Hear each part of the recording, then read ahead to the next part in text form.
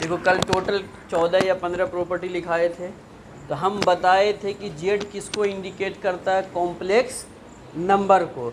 Complex number कैसा होता है, एक्स प्लस आई वाई या ए प्लस आई बी, दोनों लिखे थे। तो हमको प्रूफ करना था कि जेड प्लस जेड बार बराबर 2 रियल जेड, यही प्रूफ में है। तो हम सबसे पहले क्या माने, जेड बराबर एक्स प्लस आई बाई। तो जेड बार क्या होगा, जस्ट उल्टा होता है उसका। अगर प्लस में रहेगा तो बीच में क्या आएगा, माइनस। अब माइनस में रहेगा तो ये जेड बार हो गया। LHS लिए लिख दिए, जेड का मान रखे और जेड बार का मान रखे।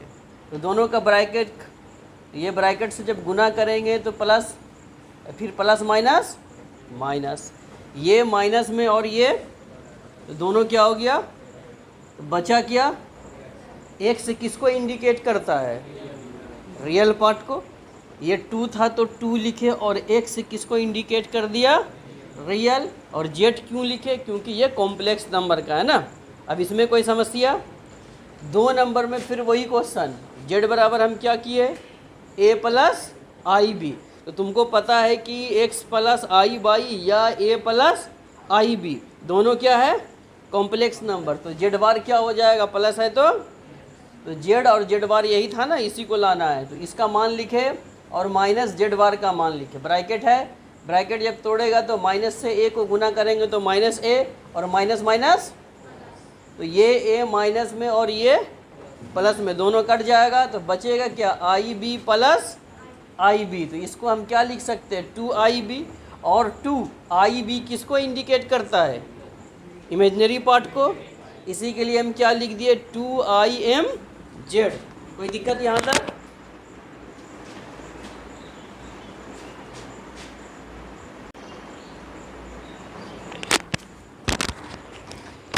दो नंबर में क्या हम किए, 3 नंबर है ना, कितना नंबर है ये, 3। अब देखो इसमें क्या था, Z1 और Z2। तो Z1 बराबर हम मान लिए x1 आई बाई 1। क्यों माने, क्योंकि जब यहाँ Z होता तो ये क्या होता है, x प्लस आई बाई। तो ये Z1 है, इसी के लिए दोनों में क्या कर दिए 1। ये Z2 है तो दोनों में क्या कर दिए Z2।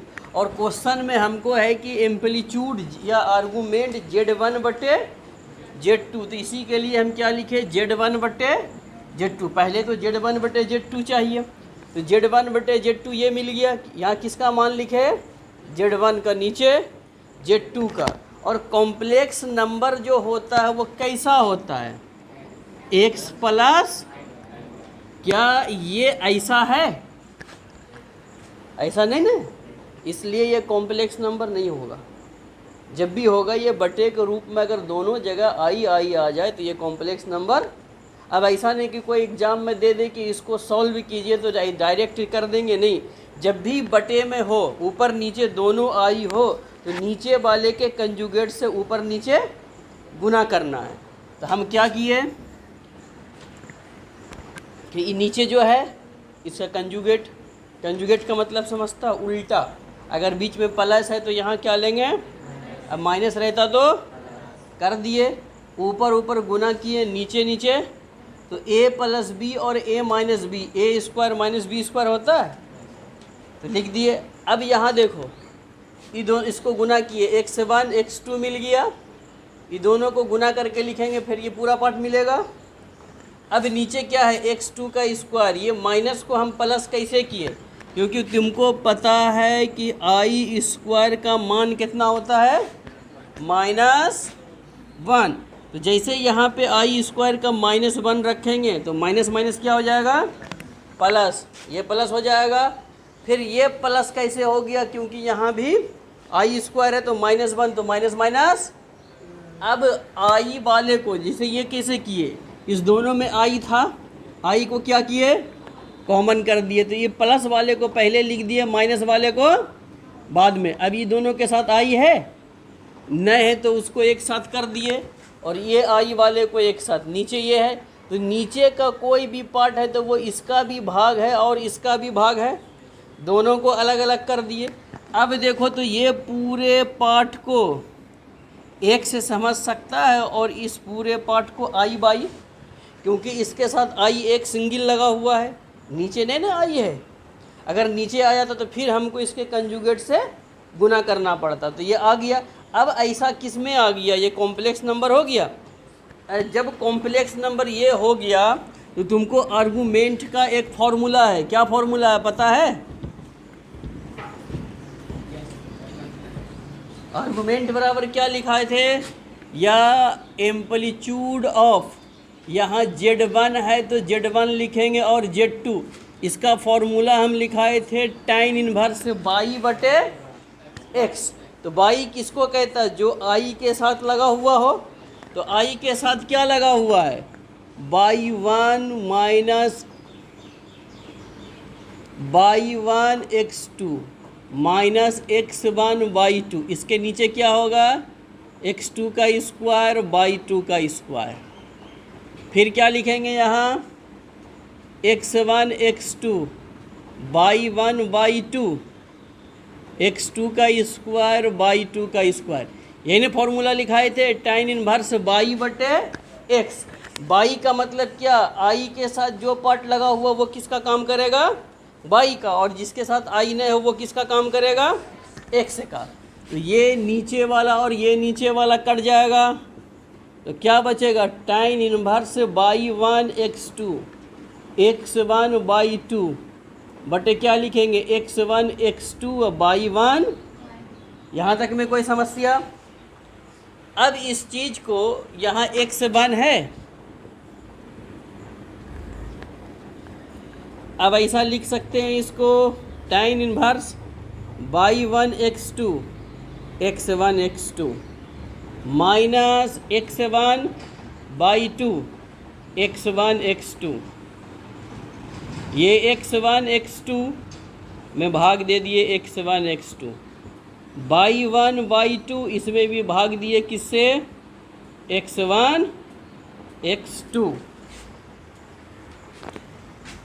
भाग क्यों दिए, क्योंकि हमको जो फॉर्मूला होता है उस फॉर्मूला को लाने के लिए किससे डिवाइड करना है। जैसे tan a प्लस बी का फॉर्मूला था, तो tan a प्लस बी के फॉर्मूले पे यहाँ पे 1 आता है ना। तो यहाँ पे जो पार्ट था उसी से भाग दे रहे थे, तो इसमें भी यहाँ पे जो पार्ट आएगा उसी से क्या करना है, भाग देना है। तो लिखना है तो यहाँ पर लिख देना डिवाइडिंग बाई x1 और x2। यहाँ तक में कोई समस्या? अब ये क्या बच गया, tan इनवर्स, ये x2 कैंसिल, x1 x1 ये कैंसिल, तो ये क्या बच जाएगा, बाई 1 बटे x1 माइनस बाई 2 बटे x2, यहाँ 1 प्लस बाई 1 बटे x1 इंटू बाई 2 बटे x2। ये पूरा फॉर्मूला किसका दे देगा, tan इनवर्स बाई 1 बटे x1 minus tan inverse by 2 बटे x2। कोई समस्या यहाँ तक? अब इस चीज़ को देखो, फॉर्मूला लिखे थे, जैसे ये Z1 बराबर कितना, x1 I/1, तो आर्गूमेंट जैसे या एम्पलीट्यूड ऑफ जैसे निकालेगा इसका, तो ये क्या होगा, tan इनवर्स बाई 1 बटे x1 होगा। जब ये पार्ट रहेगा Z1 बराबर x, ठीक, कोई दिक्कत इसमें? अब यहाँ पर tan इनवर्स बाई 1 बटे x1 को हम क्या लिख सकते हैं, एम्पलीट्यूड ऑफ Z1, इसको लिख सकते हैं एम्पलीट्यूड ऑफ Z2।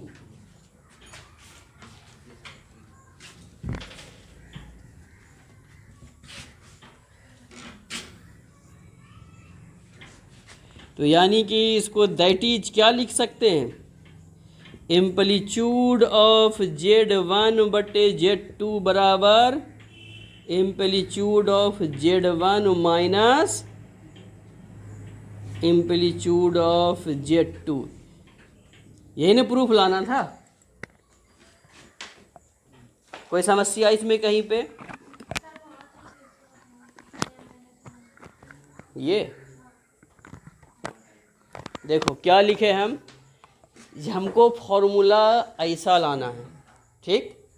तो हमको पता है कि tan a माइनस बी का फॉर्मूला होता है tan a minus tan b बटे 1 minus 1 plus tan a into tan b।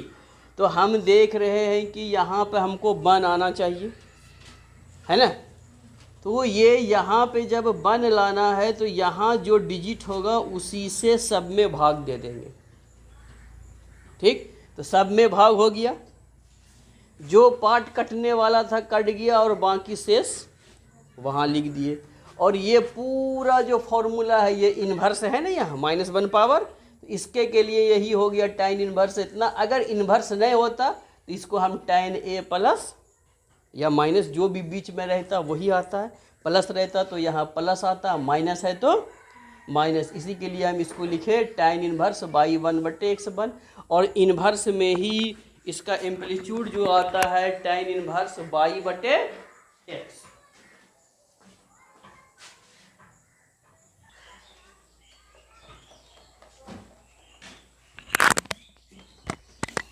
फिर क्या लिखे, 3 नंबर क्वेश्चन है ना, लेट z1 बराबर z1 दिए तो क्या लिखेंगे कॉम्प्लेक्स नंबर में x1 i बाई 1, z रहता तो x plus i by, z2 भी लिख दिए। हमको इसमें किस में निकालना है, इनटू में, तो दोनों का इनटू लिख दिए। इनटू लिखने के बाद क्या किए, दोनों को गुना कर दिए, यहाँ तक में कोई दिक्कत नहीं।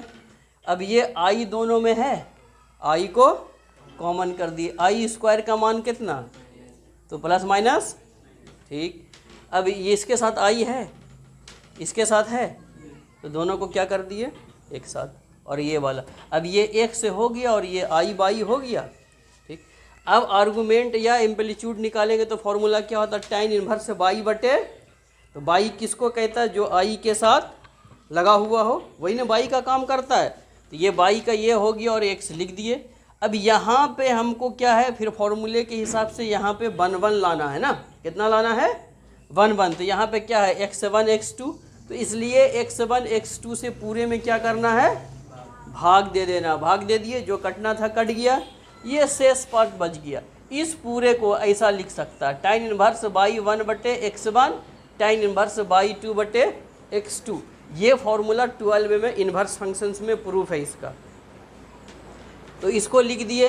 अब इसी पार्ट को जैसे ये बाई 1 था तो यहाँ क्या लिखे हम, ये बाई 2 है तो यहाँ क्या लिखे, क्यों, क्योंकि जब x और बाई रहता तो वहाँ सिर्फ z लिखते, यही प्रूफ लाना था। और कोई समस्या इसमें, इसके पहले वाला कौन नंबर था, वो 4 नंबर।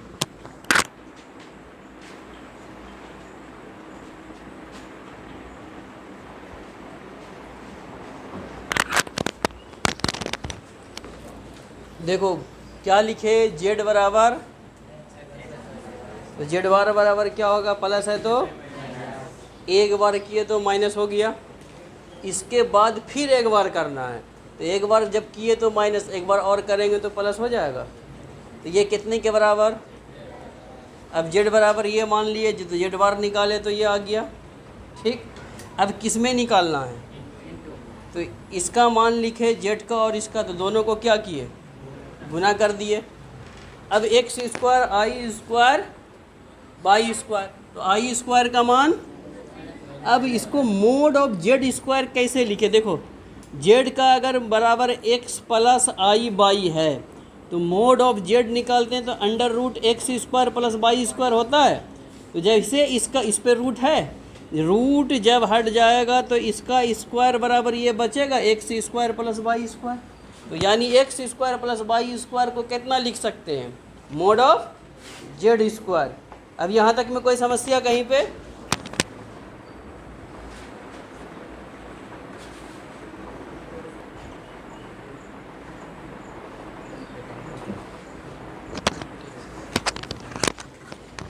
क्या लिखे, z1 बराबर x1 plus I by 1, z2 बराबर x2 प्लस आई बाई 2।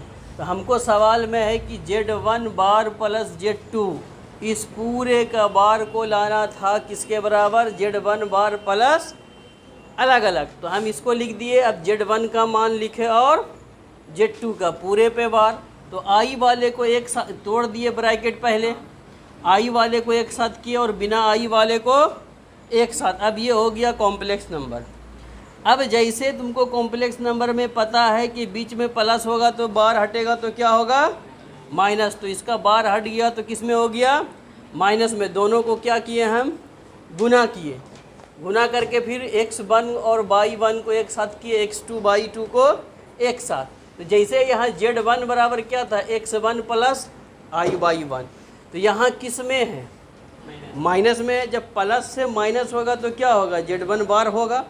और ये किस में था, प्लस में, ये आया किस में, तो z2 बार हो गया। तो इस चीज़ को इतना के बराबर लाना था, हेंस द प्रूफ। और कोई समस्या इसमें?